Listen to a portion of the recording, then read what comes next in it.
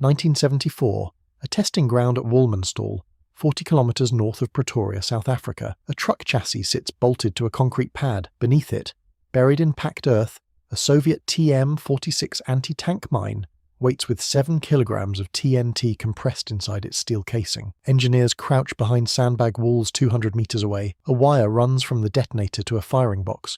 Someone counts down. The ground erupts. When the dust clears, the hull is intact. The steel plate has buckled but not broken. The mannequins inside, strapped into rudimentary seats, are still upright. The engineers walk forward and begin taking measurements of a shape that will change the way every army on Earth builds armoured vehicles for the next half-century. It looked primitive. It looked like a steel bathtub welded onto a commercial truck. No turret, no cannon, no tracks, no low-slung silhouette. It sat high off the ground on enormous tyres, with a belly angled into a sharp V that made it look more like an upturned boat hull than any fighting vehicle a Western general would recognise. And yet, this single design concept, born not from theory, but from the accumulated trauma of thousands of landmine strikes on African roads, would go on to save an estimated 40,000 lives in Iraq and Afghanistan, reshape a $47 billion American procurement program, and force every major military power on the planet to abandon 70 years of armoured vehicle orthodoxy. This was the South African mine-protected armoured vehicle. It was the most important innovation in crew survivability since the invention of the tank itself, and for 20 years the West ignored it completely. To understand why South Africa built armoured vehicles this way, you need to understand the problem its security forces faced from the late 1960s onward. The South African Border War, which stretched from 1966 to 1990, pitted the South African Defence Force against the armed wings of liberation movements operating across Namibia, Angola, and Mozambique. The enemy could not match South African conventional firepower. They did not need to. After a strategic congress in Tanzania around 1969, the People's Liberation Army of Namibia adopted the landmine as its principal weapon. Soviet-supplied TM-46 and later TM-57 anti-tank mines began appearing on roads across Ovambaland and along the Angolan border. A single mine could destroy a standard military truck instantly, killing everyone inside. The casualty rate was devastating. South African soldiers were dying not in firefights, but on routine patrols, blown apart on dirt tracks by devices that cost less than a meal. The problem had already been confronted next door in Rhodesia. After a sharp escalation in December 1972, Rhodesian engineers began improvising mine-protected vehicles with an urgency born of immediate desperation. A police superintendent named Don Hollingworth, working with Morware Engineering in Salisbury, built one of the earliest attempts. It was a Land Rover chassis fitted with an 8mm steel capsule shaped into a 90-degree V underneath the crew compartment. The logic was simple but radical. A flat hull catches a blast like a frying pan catching a hammer. A V-shaped hull deflects the blast outward, splitting the energy away from the crew above. It was not elegant. It was not theoretical. It was geometry applied to survival. Rhodesian statistics proved the concept beyond any argument. Of nearly 73,000 people who travelled in mine-protected vehicles that detonated mines between 1972 and 1980, only 155, barely more than 1%, were killed. South Africa took notice. In February 1970, the Commandant General of the Defence Force wrote to the President of the Council for Scientific and Industrial Research, known as the CSIR, requesting a formal study into protecting vehicles against mines. By 1972, research had moved to the National Chemical Research Laboratory under Dr. J. de Villiers and a young engineer named Doctor Vernon Joynt. Joynt designed his first mine-protected vehicle at the age of 20. He would go on to become, by near universal acknowledgement among defence engineers, the father of the modern mine-resistant ambush-protected vehicle. The vehicles Joynt and his colleagues developed over the next decade formed a lineage that read like an evolutionary tree. The Bosvark came first in 1974, a Mercedes-Benz Unimog chassis fitted with V-shaped tubs and blast deflector plates at 61 base workshops. It worked, but it could not stop bullets. The Hippo followed, a Bedford chassis hull that offered ballistic protection but remained an interim solution. Then came the Buffel, entering service in 1978 on a Unimog 416 chassis. The Buffel was the first truly effective mine-protected armoured personnel carrier fielded anywhere in the world. Roughly 2,400 were built. Its V-shaped belly could absorb a double anti-tank mine detonation and keep its 10-man crew alive. But the masterpiece was the Casspir, entering service around 1980. The Casspir introduced a revolutionary concept. Instead of bolting a protective hull onto an existing truck chassis, the hull itself became the chassis, a monocoque V-shaped structure where every surface served a structural and protective purpose simultaneously. It could withstand a triple TM-57 mine stack, roughly 21 kilograms of TNT, under a wheel. It could survive 14 kilograms of explosive directly beneath the hull center. Approximately 2,500 were built. According to multiple defense sources, the Casspir is widely considered the father of the mine-resistant ambush-protected vehicle concept adopted worldwide. Alongside these, the Armscor Weapons Procurement Agency developed a niche variant from Project Cyreb in 1983. Built on the SAMIL-20 truck running gear with a fully enclosed V-shaped hull, this vehicle was designated the Rhino and entered limited production for South African Air Force airfield defense. Only around 30 were built. Its mine protection was extraordinary for its size, rated to survive a triple mine stack with a hull deflection angle of 87 degrees and a wedge clearance of 1,100 millimeters above the ground, among the highest of any mine-protected vehicle in existence at the time. But the Rhino remained a footnote. The Casspir and the Buffel fought the war. The Rhino guarded runways. The real story was never about one vehicle.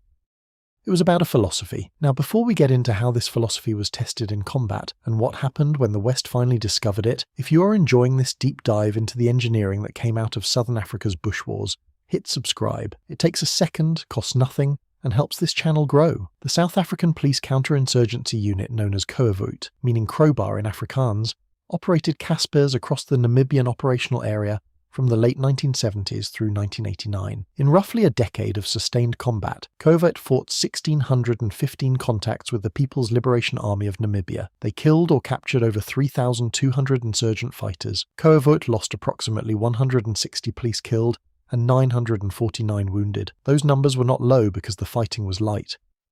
They were low because the vehicles absorbed punishment that would have annihilated conventional forces, mine strikes that would have torn a standard military truck into unrecognizable wreckage, left Casspir crews shaken but breathing. The blast energy hit the V-shaped hull and split outward, deflecting sideways into the air instead of upward through the floor. Wheels blew off, axles shattered, suspension components were designed to break away on purpose, absorbing energy that would otherwise reach the crew compartment. The soldiers inside sat in energy-absorbing seats mounted to the hull ceiling, their feet off the floor suspended above the blast path. They walked away from detonations that should have killed them all. The Buffel told the same story across thousands of patrols.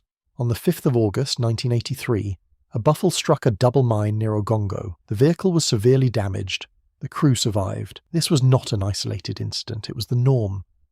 After-action reports from South African Defence Force units documented Buffel after Buffel, absorbing direct mine strikes with non-fatal results among their 10-man crews, in stark contrast to the catastrophic losses suffered in earlier unprotected vehicles like the Hippo and standard military trucks. Beyond Namibia, South African mine-protected vehicles saw action during Operation Savannah in Angola in 1975 and 1976, where early Bosvarks carried troops into combat for the first time. They served during the large-scale conventional battles of the late 1980s along the Angolan border, including the fighting around Cuito-Cuanavale. They patrolled township roads during internal unrest. In every environment, the V-hull kept crews alive at rates that no other design philosophy could match. The mine-protected vehicle was not merely an engineering success, it was a doctrinal revolution. South Africa had decided, through bitter experience, that the primary threat to its soldiers was not bullets or shells, but buried explosives, and it built its entire vehicle fleet around that single insight. Every Western army of the Cold War era had made the opposite choice. The American M113, the British FF432, the German Marder, the French AMX-10P, all of them sat low to the ground on flat bottoms, optimized to resist artillery fragments and small arms fire. They were designed to fight the Soviet Union across the plains of northern Europe. The landmine was an afterthought. The improvised explosive device did not exist in Western planning vocabulary. That changed on the roads of Iraq. From 2003 onward, American and coalition forces in Iraq discovered that the improvised explosive device, the IED, was not a nuisance weapon, it was the war. Buried charges made from repurposed artillery shells, sometimes stacked 3 or 4 deep, detonated beneath Humvees and M113 carriers, with results that South African veterans would have recognized instantly. Flat-bottomed vehicles caught the blast flush against the hull floor. The energy transferred directly upward through the crew compartment. According to a White House mine-resistant ambush-protected task force report from October 19, 2012, Improvised explosive devices accounted for roughly 70% of American troops killed or wounded across Iraq and Afghanistan. The Pentagon needed a solution that already existed. It had existed for 30 years. It was sitting in warehouses and museums across southern Africa, and the man who designed most of it was still alive. Doctor Vernon Joynt, the CSIR engineer who had built his first mine-protected hull before his 21st birthday, was recruited by a South African expatriate named Garth Barrett to join Force Protection Incorporated, a small defense company in Ladson, South Carolina. Joynt brought with him not just expertise but patented hull geometries, including United States Patent 7,357,062, covering mine-resistant vehicle hull designs. The Cougar and the Buffalo armored vehicles that Force Protection built for the United States military were direct descendants of the Casspir. The Buffalo was explicitly acknowledged as a vehicle built on South African concepts, but the pipeline ran deeper than one company.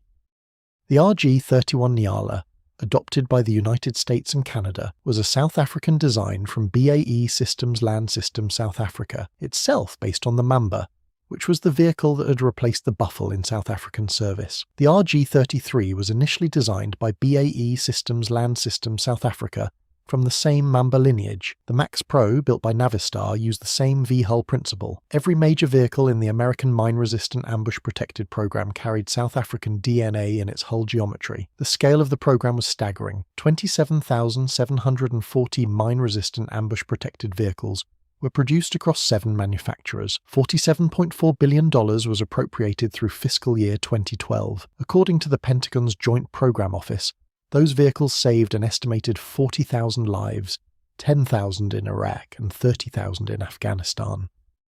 Early field results were dramatic. By April 2007, there had been 300 IED attacks against mine-resistant ambush-protected vehicles in Iraq since their introduction the previous year. Not a single occupant had been killed in those attacks. This effectiveness estimate has been debated. A 2012 analysis in Foreign Affairs by Christopher Rolfs and Ryan Sullivan questioned the 40,000 figure on methodological grounds, arguing that medium-armoured vehicles achieved nearly comparable protection at far lower cost. A rebuttal by Christopher Lamb and Matthew Scudder countered that the critics had compared units facing different threat levels and had excluded wounded survivors from their calculations. The core principle, that a V-shaped hull saves lives that a flat bottom does not, remains effectively unchallenged in the engineering literature. 1974, Wallmanstall.